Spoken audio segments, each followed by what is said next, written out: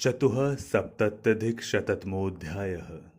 वशिष्ठ जी के अद्भुत क्षमा बल के आगे विश्वामित्र जी का पराभव। अर्जुन ने पूछा, गंधर्वराज, विश्वामित्र और वशिष्ठ मुनि तो अपने अपने दिव्य आश्रम में निवास करते हैं, फिर उनमें वैर किस प्रकार हुआ? ये सब बातें मुझसे कहो। गंधर्व ने कहा, पार्थ, वशिष्ठ जी के इस उपाख्यान को सब लोगों में बहुत पुराना बतलाते हैं। उसे यथार्थ रूप से कहता हूँ, सुनिए। भरतवंश शिरोमणि, कान्याकुब्ज देश में एक बहुत बड़े राजा थे, जो इस लोक में गाधी के नाम से विख्यात थे। वे कुशिक के औरस पुत्र बताए जाते हैं।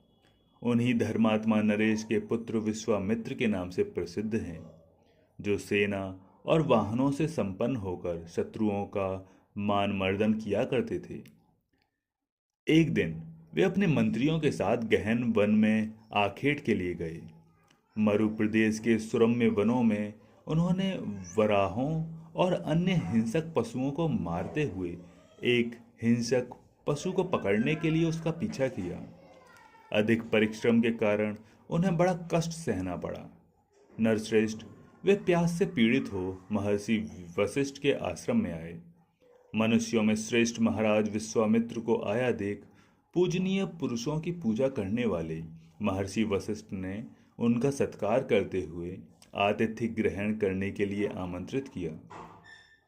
भारत, पाद्य, अर्घ्य, आचमनीय, स्वागत भाषण तथा वन्य हविष्य आदि से उन्होंने विश्वामित्र जी का सत्कार किया। महात्मा वशिष्ठ जी के यहाँ एक कामधेनु थी, जो अमुक अमुक मनोरथों को पूर्ण करो ये कहने पर सदा उन उन कामनाओं को पूर्ण कर दिया करती थी। ग्रामीण तथा जंगली अन्न, फल मूल, दूध, षड्रस भोजन, अमृत के समान मधुर परम उत्तम रसायन, खाने पीने और चबाने योग्य भांति भांति के पदार्थ, अमृत के समान स्वादिष्ट चटनी आदि तथा चूसने योग्य ईख आदि वस्तुएं तथा भांति भांति के बहुमूल्य रत्न एवं वस्त्र आदि सब सामग्रियों को उस कामधेनु ने प्रस्तुत कर दिया।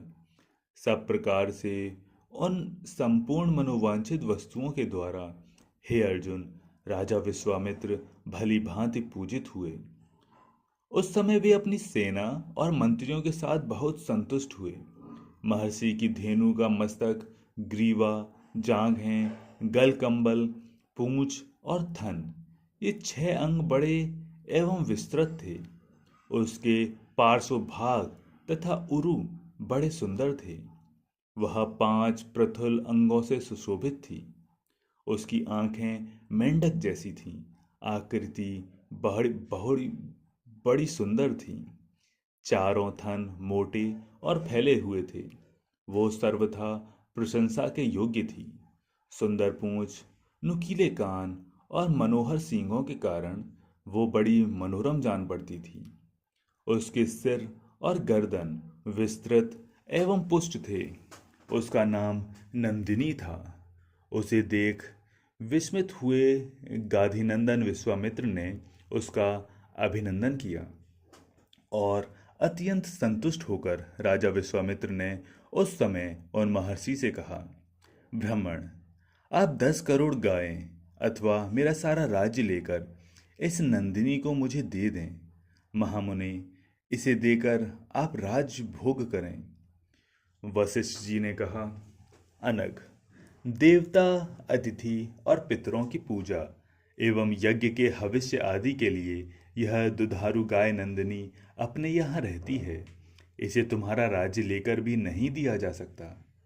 विश्वामित्र जी बोले, मैं क्षत्रिय राजा हूँ और आप तपस्या तथा स्वाध्याय का साधन करने वाले ब्राह्मण हैं। ब्राह्मण अत्यधिक शांत और जितात्मा होते हैं। उनमें बल और पराक्रम कहाँ से आ सकता है? फिर क्या बात है जो आप मेरी अभीष्ट वस्तु को एक अर्बुद गाय लेकर भी नहीं दे रहे हैं? मैं अपना धर्म नहीं छोड़ूंगा। इस गाय को बलपूर्वक ले जाऊंगा। मैं क्षत्रिय हूँ, ब्राह्मण नहीं हूँ। मुझे धर्मतः अपना बाहुबल प्रकट करने का अधिकार है।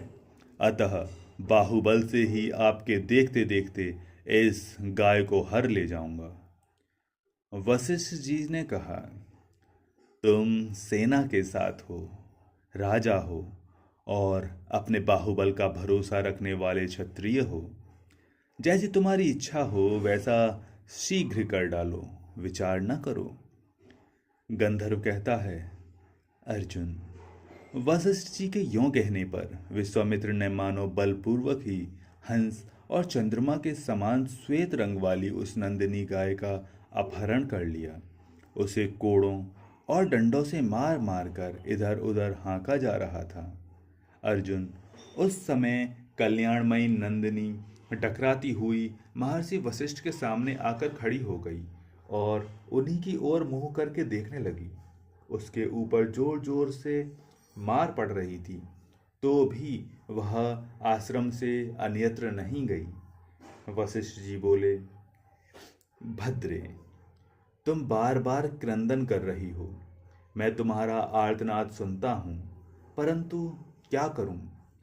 कल्याणमयी नंदिनी, विश्वामित्र तुम्हें बलपूर्वक हर ले जा रहे हैं, इसमें मैं क्या कर सकता हूँ। मैं एक क्षमाशील ब्राह्मण हूँ। गंधर्व कहता है, भरतवंश शिरोमणि, नंदिनी विश्वामित्र के भय से उद्विग्न हो उठी थी। वो उनके सैनिकों के भय से मुनिवर वशिष्ठ की शरण में गई। गौ ने कहा, भगवान, विश्वामित्र के निर्दय सैनिक मुझे कोड़ों और डंडों से पीट रहे हैं। मैं अनाथ की भांति क्रंदन कर रही हूँ। आप क्यों मेरी उपेक्षा कर रहे हैं। गंधर्व कहता है, अर्जुन, नंदिनी इस प्रकार अपमानित होकर करुण क्रंदन कर रही थी, तो भी दृढ़ता पूर्वक व्रत का पालन करने वाले महामुनि वशिष्ठ न तो क्षुब्ध हुए और न धैर्य से ही विचलित हुए। वशिष्ठ जी बोले, भद्रे, क्षत्रियों का बल उनका तेज है और ब्राह्मणों का बल उनकी क्षमा है। चूंकि मुझे क्षमा अपनाते हुए अतः तुम्हारी रुचि हो तो जा सकती हो। नंदिनी ने कहा, भगवान, क्या आपने मुझे त्याग दिया जो ऐसी बात कहते हैं। ब्राह्मण, आपने त्याग न दिया हो तो कोई मुझे बलपूर्वक नहीं ले जा सकता। वशिष्ठ जी बोले, कल्याणी, मैं तुम्हारा त्याग नहीं करता। तुम यदि रह सको तो यहीं रहो। यह तुम्हारा बछड़ा मजबूत रस्सी से बांधकर बलपूर्वक ले आ जा रहा है। गंधर्व कहता है, अर्जुन, यहीं रहो। वशिष्ठ जी का यह वचन सुनकर नंदिनी ने अपने सिर और गर्दन को ऊपर की ओर उठाया। उस समय वह देखने में बड़ी भयानक जान पड़ती थी। क्रोध से उसकी आंखें लाल हो गई थीं और डकराने की आवाज जोर जोर से सुनाई देने लगी। उसने विश्वामित्र की उस सेना को चारों ओर से खदेड़ना शुरू कर दिया। कोड़ों के अग्रभाग और दंडों से मार मार कर इधर उधर हाँके जाने के कारण उसके नेत्र पहले से ही क्रोध के कारण रक्तवर्ण हो गए थे। फिर उसने और भी क्रोध धारण कर लिया। क्रोध के कारण उसके शरीर से अपूर्व दीप्ति प्रकट हो रही थी। वह दोपहर के सूर्य की भांति उद्भासित हो उठी। उसने अपनी पूंछ से बारंबार अंगार की भारी वर्षा करते हुए पूंछ से सब प्लहवों की सृष्टि की। थनों से द्रविड़ों और शकों को उत्पन्न किया। योनि देश से यवनों एवं गोबर से बहुतेरे शबरों को जन्म दिया। कितने ही शबर उसके मूत्र से प्रकट हुए। उसके पार्श्व भाग से पौंड्र, किरात, यवन, सिंहल, बर्बर और खसों की सृष्टि हुई। इसी प्रकार उस गौ ने फैन से चिबुक, पुलिंद, चीन, हूड़, केरल आदि बहुत प्रकार के मलेच्छों की सृष्टि की। उसके द्वारा रचे गए नाना प्रकार के मलेच्छ गणों की वे विशाल सेनाएं जो अनेक प्रकार के कवच आदि से आच्छादित थी, सब ने भली भांति ये आयुध धारण कर रखे थे और सभी सैनिक क्रोध में भरे हुए थे। उन्होंने विश्वामित्र के देखते देखते उनकी सेना को तितर बितर कर दिया। विश्वामित्र के एक एक सैनिक को मलिच सेना के 5-5, 7-7 योद्धाओं ने घेर रखा था। उस समय अस्त्र शस्त्रों की भारी वर्षा से घायल होकर विश्वामित्र की सेना के पांव उखड़ गए और उनके सामने ही वे सभी योद्धा भयभीत हो सब ओर भाग चले। भरत श्रेष्ठ, क्रोध में भरे हुए होने पर भी वशिष्ठ सेना के सैनिक विश्वामित्र के किसी भी योद्धा का प्राण नहीं ले रहे थे। इस प्रकार नंदिनी गाय ने उनकी सारी सेना को दूर भगा दिया। विश्वामित्र की वह सेना 3 योजन तक खदेड़ी गई। वो सेना भय से व्याकुल होकर चीखती चिल्लाती रही, किंतु कोई भी संरक्षण उसे नहीं मिला। यह देखकर विश्वामित्र क्रोध से व्याप्त हो मुनिश्रेष्ठ वशिष्ठ को लक्षित करके पृथ्वी और आकाश में बाणों की वर्षा करने लगे। परंतु महामुनि वशिष्ठ ने विश्वामित्र के चलाए हुए भयंकर नाराज, शुर और भल्ल नामक बाणों का केवल बांस की छड़ी से निवारण कर दिया। युद्ध में वशिष्ठ मुनि का यह कार्य कौशल देखकर शत्रुओं को मार गिराने वाले विश्वामित्र भी पुनः कुपित हो महर्षि वशिष्ठ पर रोषपूर्वक दिव्यास्त्रों की वर्षा करने लगे। उन्होंने ब्रह्मा जी के पुत्र महाभाग वशिष्ठ पर आग्नेयास्त्र, वारुणास्त्र, इंद्रास्त्र, याम्यास्त्र और वायव्यास्त्र का प्रयोग किया। वे सब अस्त्र प्रलय काल के सूर्य की प्रचंड किरणों के समान सब ओर से आग की लपटें छोड़ते हुए महर्षि पर टूट पड़े। परंतु महातेजस्वी वशिष्ठ ने मुस्कुराते हुए बाहुबल से प्रेरित हुई छड़ी के द्वारा इन सब अस्त्रों को पीछे लौटा दिया। फिर तो वे सभी अस्त्र भस्मीभूत होकर पृथ्वी पर गिर पड़े। इस प्रकार उन दिव्यास्त्रों का निवारण करके वशिष्ठ जी ने विश्वामित्र से यह बात कही। वशिष्ठ जी बोले, महाराज दुरात्मा गाधी नंदन, अब तू परास्त हो चुका है। यदि तुझ में और भी उत्तम पराक्रम है तो मेरे सामने रख, मैं तेरे सामने डटकर खड़ा हूं। गंधर्व कहता है, राजन, विश्वामित्र की वह विशाल सेना खदेड़ी जा चुकी थी। वशिष्ठ के द्वारा पूर्वोक्त रूप से ललकारे जाने पर वे लज्जित होकर कुछ भी उत्तर न दे सके। ब्रह्मतेज का यह अध्ययन अत्यंत आश्चर्यजनक चमत्कार देखकर विश्वामित्र क्षत्रिय तत्व से खिन्न एवं उदासीन होकर यह बात बोले, क्षत्रिय बल तो नाम मात्र का ही बल है, उसे धिक्कार है। ब्रह्मतेज जनित बल ही वास्तविक बल है। इस प्रकार बलाबल का विचार करके उन्होंने तपस्या को ही सर्वोत्तम बल निश्चित किया और अपने समृद्धिशाली राज्य तथा दैदीप्यमान राजलक्ष्मी को छोड़कर भोगों को पीछे करके तपस्या में ही मन लगाया। इस तपस्या से सिद्धि को प्राप्त हो उद्दीप्त तेज वाले विश्वामित्र जी ने अपने प्रभाव से संपूर्ण लोकों को स्तब्ध एवं संतप्त कर दिया और ब्रह्मत्व प्राप्त कर लिया। फिर वे इंद्र के साथ सोमपान करने लगे। इस प्रकार श्री महाभारत आदि पर्व के अंतर्गत चैत्र रथ पर्व में वशिष्ठ जी के चरित्र के प्रसंग में विश्वामित्र पराभव विषयक 174वां अध्याय पूरा हुआ। पंचसप्तत्यधिक शतमोध्यायः। शक्ति के शाप से कलमास्पाद का राक्षस होना। विश्वामित्र की प्रेरणा से राक्षस द्वारा वशिष्ठ के पुत्रों का भक्षण और वशिष्ठ का शोक। गंधर्व कहता है, अर्जुन, इक्ष्वाकु वंश में एक राजा हुए जो लोक में कलमास्पाद के नाम से प्रसिद्ध थे। इस पृथ्वी पर वे एक असाधारण तेजस्वी राजा थे। एक दिन वे नगर से निकलकर वन में हिंसक पशुओं को मारने के लिए गए। वहां वे रिपुमर्दन नरेश, वराहों और अन्य हिंसक पशुओं को मारते हुए इधर उधर विचरने लगे।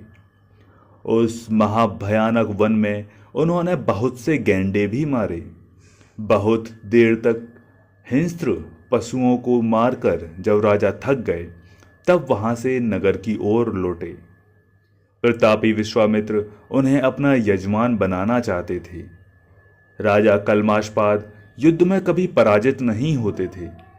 उस दिन वे भूख प्यास से पीड़ित थे और ऐसे तंग रास्ते पर पहुंचे थे जहां एक ही आदमी आ जा सकता था।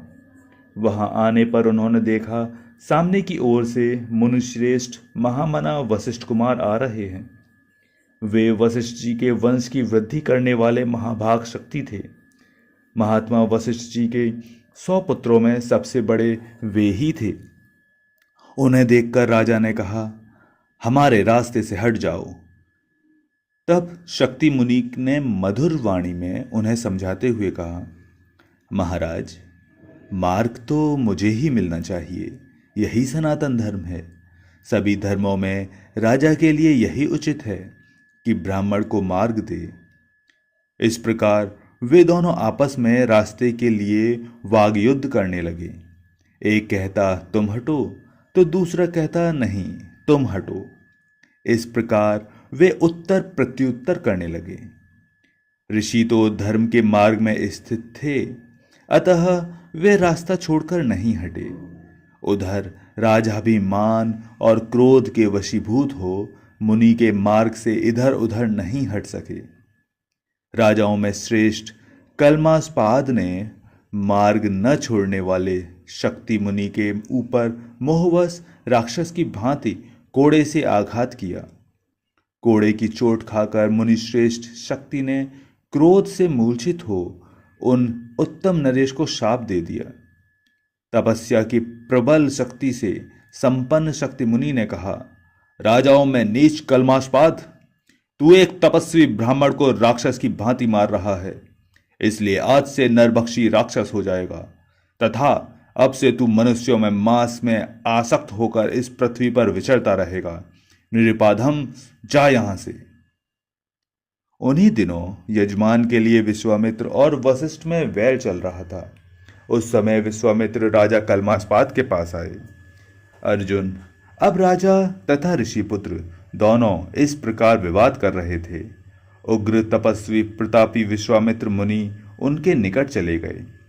तदंतर नृपश्रेष्ठ कल्माशपाद ने वशिष्ठ के समान तेजस्वी वशिष्ठ मुनि के पुत्र उन महर्षि शक्ति को पहचाना। भारत, तब विश्वामित्र जी ने भी अपने को अदृश्य करके अपने प्रिय करने की इच्छा से राजा और शक्ति दोनों को चकमा दिया। जब शक्ति ने शाप दिया तब नृपति शिरोमणि कल्माशपाद उनकी स्तुति करते हुए उन्हें प्रसन्न करने के लिए उनकी शरण होने लगे। कुरुश्रेष्ठ, राजा के मनोभाव को समझकर उक्त विश्वामित्र जी ने एक राक्षस को राजा के भीतर प्रवेश करने की आज्ञा दी। ब्रह्म ऋषि शक्ति के शाप तथा विश्वामित्र जी की आज्ञा से किंकर नामक राक्षस ने तब राजा के भीतर प्रवेश किया। शत्रुसूदन राक्षस ने राजा को अविष्ट कर दिया है। यह जानकर मुनिवर विश्वामित्र जी भी उस स्थान से चले गए। कुंती नंदन भीतर घुसे हुए राक्षस से अत्यंत पीड़ित हो उन नरेश को किसी भी बात की सुध बुध न रही। एक दिन किसी ब्राह्मण ने राक्षस से आविष्ट राजा को वन की ओर जाते देखा और भूख से अत्यंत पीड़ित होने के कारण उनसे मांस सहित भोजन मांगा। तब राजऋषि मित्र सह कल्माशपाद ने उस द्विज से कहा, ब्राह्मण, आप यहीं बैठिए और 2 घड़ी तक प्रतीक्षा कीजिए। मैं वन से लौटने पर आपको यथेष्ट भोजन दूंगा। ये कहकर राजा चले गए और वह ब्राह्मण वहां ठहर गया। पार्थ, तत्पश्चात महामना राजा मित्रशह इच्छानुसार मौत से घूम फिरकर जब लौटे तब अंतःपुर में चले गए। वहां आधी रात के समय उन्हें ब्राह्मण को भोजन देने की प्रतिज्ञा का स्मरण हुआ। फिर तो वे उठ बैठे और तुरंत रसोइयों को बुलाकर बोले, जाओ, वन के अमुक प्रदेश में एक ब्राह्मण भोजन के लिए मेरी प्रतीक्षा करता है, उसे तुम मांस युक्त भोजन से तृप्त करो। गंधर्व कहता है, उनके यों कहने पर रसोइये ने मांस के लिए खोज की, परंतु जब कहीं भी मांस नहीं मिला तब उसने दुखी होकर राजा को इस बात की सूचना दी। राजा पर राक्षस का आवेश था, अतः उन्होंने रसोइये से निश्चिंत होकर कहा, उस ब्राह्मण को मनुष्य का मांस ही खिला दो। यह बात उन्होंने बार बार दोहराई। तब रसोइया तथास्तु कहकर वध्य भूमि में जल्लादों के घर गया और उनसे निर्भय होकर तुरंत ही मनुष्य का मांस ले आया। फिर उसी को तुरंत विधिपूर्वक रांध कर अन्न के साथ उसे उस तपस्वी एवं भूखे ब्राह्मण को दे दिया। तब उस श्रेष्ठ ब्राह्मण ने तपः सिद्ध दृष्टि से उस अन्न को देखा और यह खाने योग्य नहीं है, यों समझकर क्रोधपूर्ण नेत्रों से देखते हुए कहा। ब्राह्मण ने कहा, वो नीच राजा मुझे न खाने योग्य अन्न दे रहा है, अतः उसी मूर्ख की जीवा ऐसे अन्न के लिए लालायत हो रहेगी। जैसा ही शक्ति मुनि ने कहा है, वह मनुष्यों के मांस में आसक्त हो समस्त प्राणियों का उद्वेग पात्र बनकर इस पृथ्वी पर विचरेगा। 2 बार इस तरह की बात कही जाने के कारण राजा का शाप प्रबल हो गया। उसके साथ उनमें राक्षस के बल समावेश हो जाने के कारण राजा की विवेक शक्ति सर्वथा लुप्त हो गई। भारत, राक्षस ने राजा के मन में और इंद्रियों को काबू में कर लिया था, अतः उन नृपश्रेष्ठ ने कुछ ही दिनों बाद उक्त शक्ति मुनि को अपने सामने देखकर कहा, चूंकि तुमने मुझे ये सर्वथा अयोग्य शाप दिया है, अतः मैं तुम्ही से मनुष्यों का भक्षण आरंभ करूंगा। यों कहकर राजा ने तत्काल ही शक्ति के प्राण ले लिए और जैसे बाघ अपने रुचि के अनुकूल पशु को चबा जाता है, उसी प्रकार वे भी शक्ति को खा गए। शक्ति को मारा देख विश्वामित्र बार बार वशिष्ठ के पुत्रों पर ही आक्रमण करने के लिए उस राक्षस को प्रेरित करते थे। जैसे क्रोध में भरा हुआ सिंह छोटे मृगों को खा जाता है, उसी प्रकार उन राक्षस भावात्पन्न नरेश ने महात्मा वशिष्ठ के उन सब पुत्रों को भी, जो शक्ति से छोटे थे, मारकर खा लिया। वशिष्ठ ने यह सुनकर भी कि विश्वामित्र ने मेरे पुत्रों को मरवा डाला है, अपने शोक के वेग को उसी प्रकार धारण कर लिया जैसे महान पर्वत सुमेरु इस पृथ्वी को। उस समय अपनी पुत्र वधुओं के दुख से दुखित हो वशिष्ठ ने अपने शरीर को त्याग देने का विचार कर लिया, परंतु विश्वामित्र का मूलोच्छेद करने की बात बुद्धिमानों में श्रेष्ठ मुनिवर वशिष्ठ के मन में ही नहीं आई। महर्षि भगवान वशिष्ठ ने मेरु पर्वत के शिखर से अपने आप को उसी पर्वत की शिला पर गिराया, परंतु उन्हें ऐसा जान पड़ा मानो वे रुई के ढेर पर गिरे हों। पांडुनंदन, जब इस प्रकार गिरने से भी वे नहीं मरे, तब वे भगवान वशिष्ठ महान वन के भीतर धधकते हुए दावानल में घुस गए। यद्यपि उस समय अग्नि प्रचंड वेग से प्रज्वलित हो रही थी, तो भी उन्हें जला न सकी। शत्रुसूदन, अर्जुन, उनके प्रभाव से वह दहकती हुई आग भी उनके लिए शीतल हो गई। तब शोक के आवेश से युक्त महामुनि वशिष्ठ ने सामने समुद्र देखकर अपने कंठ में बड़ी भारी शिला बांध ली और तत्काल जल में कूद पड़े, परंतु समुद्र की लहरों के वेग ने उन महामुनि को किनारे लाकर डाल दिया। कठोर व्रत का पालन करने वाले ब्रह्म ऋषि वशिष्ठ जब किसी प्रकार न मर सके, तब खिन्न होकर अपने आश्रम पर ही लौट पड़े। इस प्रकार श्री महाभारत आदि पर्व के अंतर्गत चैत्ररथ पर्व में वशिष्ठ चरित्र के प्रसंग में वशिष्ठ शोक विषयक 175वां अध्याय पूरा हुआ। षठ सप्तत्यधिक शतमोध्यायः कल्माषपाद का शाप से उद्धार और वशिष्ठ जी के द्वारा उन्हें अश्मक नामक पुत्र की प्राप्ति। गंधर्व कहता है, अर्जुन, तदंतर मुनिवर वशिष्ठ आश्रम को अपने पुत्रों से सूना देख अत्यंत दुखी पीड़ित हो गए और पुनः आश्रम छोड़कर चल दिए। कुंती नंदन, वर्षा का समय था। उन्होंने देखा एक नदी नूतन जल से लबालब भरी है और तटवर्ती बहुत से वृक्षों को अपनी जल की धारा में बहाए लिए जाती है। कौरव नंदन, उसे देखकर दुख से युक्त वशिष्ठ जी के मन में फिर यह विचार आया कि मैं इस नदी के जल में डूब जाऊं। तब अत्यंत दुखी हुए महामुनि वशिष्ठ अपने शरीर को पाशों द्वारा अच्छी तरह बांधकर उस महानदी में के जल में कूद पड़े। शत्रु सेना का संहार करने वाले अर्जुन उस नदी ने वशिष्ठ जी के बंधन काटकर उन्हें स्थल में पहुंचा दिया और उन्हें विपाश बंधन रहित करके छोड़ दिया। तब पास मुक्त हो महर्षि जल से निकल आए और उन्होंने उस नदी का नाम विपाशा यानी विपास रख दिया, व्यास रख दिया। उस समय पुत्र वधुओं के संतोष के लिए उन्होंने शोक बुद्धि कर ली थी, इसलिए वे किसी एक स्थान में नहीं ठहरते थे। पर्वतों, नदियों और सरोवरों के तट पर चक्कर लगाते रहते थे। इस तरह घूमते घूमते महर्षि ने पुनः हिमालय पर्वत से निकली हुई एक भयंकर नदी को देखा, जिसमें बड़े प्रचंड ग्राहर करते रहते थे। उन्होंने फिर उसी की प्रखर धारा में अपने आप को डाल दिया।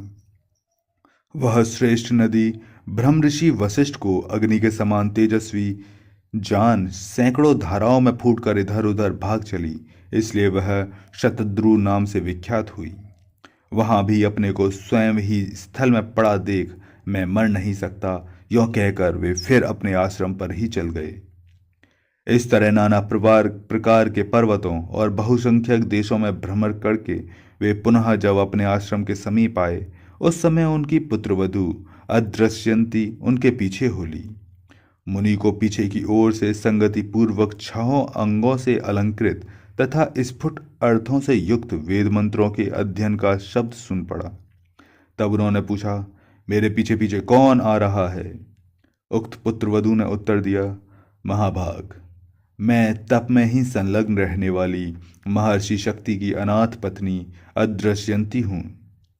वशिष्ठ जी ने पूछा, बेटी, पहले शक्ति के मुंह से अंगों सहित वेद का जैसा पाठ सुना करता था, ठीक उसी प्रकार यह किसके द्वारा किए हुए सांग वेद के अध्ययन की ध्वनि मेरे कानों में आ रही है?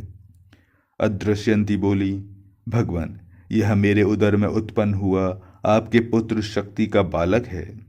मुने, उसे मेरे गर्भ में ही वेदाभ्यास करते 12 वर्ष हो गए हैं। गंधर्व कहता है, अर्जुन, अदृश्यंती के यों कहने पर भगवान पुरुषोत्तम का भजन करने वाले महर्षि वशिष्ठ बड़े प्रसन्न हुए और मेरी वंश परंपरा का लोभ नहीं हुआ है, यों कहकर मरने के संकल्प से विरत हो गए। अनग तब वे अपनी पुत्रवधू के साथ आश्रम की ओर लौटने लगे। इतने में ही मुनि ने निर्जन वन में बैठे हुए राजा कल्माशपाद को देखा। भारत, भयानक राक्षस से अविष्ट हुए राजा कल्माशपाद मुनि को देखते ही क्रोध में भरकर उठे और उसी समय उन्हें खा जाने की इच्छा करने लगे। उस क्रूर कर्मी राक्षस को सामने देख अदृश्यंती ने भयाकुल वाणी में वशिष्ठ जी से यह कहा, भगवान, यह भयंकर राक्षस एक बड़ा काठ लेकर इधर ही आ रहा है, मानो साक्षात यमराज भयानक दंड लिए आ रहे हैं। महाभाग, आप संपूर्ण वेदताओं में श्रेष्ठ हैं। इस समय इस भूतल पर आपके सिवा दूसरा कोई नहीं है जो उस राक्षस का वेग रोक सके। भगवान, देखने में अत्यंत भयंकर इस पापी से मेरी रक्षा कीजिए। निश्चय ही यह राक्षस यहाँ हम दोनों को खा जाने की घात में लगा है। वशिष्ठ जी ने कहा, बेटी, भयभीत न हो। इस राक्षस को तो किसी प्रकार न डरो। जिससे तुम्हें भय उपस्थित दिखाई देता है वह वास्तव में राक्षस नहीं है। ये भूमिमंडल में विख्यात पराक्रमी राजा कल्माशपाद हैं। ये ही इस वन में अत्यंत भीषण रूप धारण करके रहते हैं। गंधर्व कहता है, भारत, उस राक्षस को आते देख तेजस्वी वशिष्ठ मुनि ने हुंकार मात्र से ही उसे रोक दिया और मंत्रपूत जल से उसके छींटे देकर अपने योग के प्रभाव से राजा को उस शाप से मुक्त कर दिया। जैसे पूर्व काल में सूर्य राहु द्वारा ग्रस्त हो जाता है, उसी प्रकार राजा कल्माशपाद 12 वर्षों तक वशिष्ठ जी के पुत्र शक्ति के ही तेज शाप से प्रभाव से ग्रस्त रहे। उस मंत्रपूत जल के प्रभाव से राक्षस ने भी राजा को छोड़ दिया। फिर तो भगवान भास्कर जैसे संध्याकालीन बादलों को अपनी अरुण किरणों से रंग देते हैं, उसी प्रकार राजा ने अपने सहज तेज से उस महान वन को अनुरंजित कर दिया। तदनंतर सचेत होने पर राजा कल्माषपाद ने तत्काल ही मुनि श्रेष्ठ वशिष्ठ को प्रणाम किया और हाथ जोड़कर कहा, महाभाग मुनि श्रेष्ठ, मैं आपका यजमान सौदास हूँ। इस समय आपकी जो अभिलाषा हो कहिए, मैं आपकी क्या सेवा करूं? वशिष्ठ जी ने कहा, नरेंद्र, मेरी जो अभिलाषा थी वह समयानुसार सिद्ध हो गई। अब जाओ, अपना राज्य संभालो। आज से फिर कभी ब्राह्मण का अपमान न करना। राजा बोले, महाभाग, मैं कभी ब्राह्मणों का अपमान नहीं करूंगा। आपकी आज्ञा के पालन में संलग्न हो सदा ब्राह्मणों की भलीभांति पूजा करूंगा। समस्त वेद वेदताओं में अग्रगण्य द्विजश्रेष्ठ, मैं आपसे एक पुत्र प्राप्त करना चाहता हूँ, जिसके द्वारा मैं अपने इक्ष्वाकु वंशी पितरों के ऋण से उऋण हो सकूं। साधु शिरोमणि, इक्ष्वाकु वंश की वृद्धि के लिए आप मुझे ऐसी अभिष्ट संतान दीजिए जो उत्तम स्वभाव, सुंदर रूप और श्रेष्ठ गुणों से संपन्न हो। गंधर्व कहता है, कुंती नंदन। तब सत्य प्रतिज्ञ विप्रवर वशिष्ठ ने महान धनुर्धर राजा कल्माषपाद से उत्तर में कहा, मैं तुम्हें वैसा ही पुत्र दूंगा। मनुजेश्वर तदंतर यथा समय राजा के साथ वशिष्ठ जी उनकी राजधानी में गए, जो लोकों में अयोध्यापुरी के नाम से प्रसिद्ध है। अपने पाप रहित महात्मा नरेश का आगमन सुनकर अयोध्या की सारी प्रजा अत्यंत प्रसन्न हो उनकी अगवानी के लिए ठीक उसी तरह बाहर निकल आई जैसे देवता लोग अपने स्वामी इंद्र का स्वागत करते हैं। बहुत वर्षों के बाद राजा ने उस पुण्यमयी नगरी में प्रसिद्ध महर्षि वशिष्ठ के साथ प्रवेश किया। अयोध्यावासी लोगों ने पुरोहित के साथ आए हुए राजा कल्माषपाद उसी प्रकार का दर्शन किया जैसे प्रातःकाल राजा उदित हुए भगवान सूर्य का दर्शन करती हैं। जैसे शीतल किरणों वाले चंद्रमा शरत काल में उदित हो आकाश को अपनी ज्योत्सना से जगमग कर देते हैं, उसी प्रकार लक्ष्मी वानों में श्रेष्ठ नरेश ने उन अयोध्यापुरी को शोभा से परिपूर्ण कर दिया। नगर की सड़कों को झाड़ फुराकर उन पर छिड़काव किया गया। सब ओर लगी हुई ध्वजा पटाखाएं उस पुरी की शोभा बढ़ा रही थी। इस प्रकार राजा की वह उत्तम नगरी दर्शकों के मन में उत्तम आह्लाद प्रदान कर रही थी। गुरुनंदन, जैसे इंद्र से अमरावती की शोभा होती है, उसी प्रकार संतुष्ट एवं पुष्ट मनुष्यों से भरी हुई अयोध्यापुरी उस समय महाराज कल्माषपाद की उपस्थिति से बड़ी शोभा पा रही थी। राज ऋषि कल्माषपाद के उस उत्तम नगरी में प्रवेश करने के पश्चात उक्त महाराज की आज्ञा के अनुसार महारानी मदयंती महर्षि वशिष्ठ जी के समीप गईं। तत्पश्चात भगवत भक्त महर्षि वशिष्ठ ने ऋतुकाल में शास्त्र की अलौकिक विधि के अनुसार महारानी के साथ नियोग किया। तदनंतर रानी की कुक्षी में गर्भ स्थापित हो जाने पर उक्त राजा में वंदित हुए उसे विदा लेकर मुनि व वशिष्ठ अपने आश्रम को लौट गए। जब बहुत समय बीतने के बाद भी वह गर्भ बाहर न निकला, तब यशस्विनी रानी मदयंती ने अश्म यानी पत्थर से अपने गर्भाशय पर प्रहार किया। तदनंतर 12वें वर्ष में बालक का जन्म हुआ। वही पुरुष श्रेष्ठ राज ऋषि अश्मक के नाम से प्रसिद्ध हुआ, जिन्होंने पौदन्य नाम का नगर बसाया था। इस प्रकार श्री महाभारत आदि पर्व के अंतर्गत चैत्र रथ पर्व में वशिष्ठ चरित्र के प्रसंग में सौदास को पुत्र प्राप्ति विषयक 176वां अध्याय पूरा हुआ।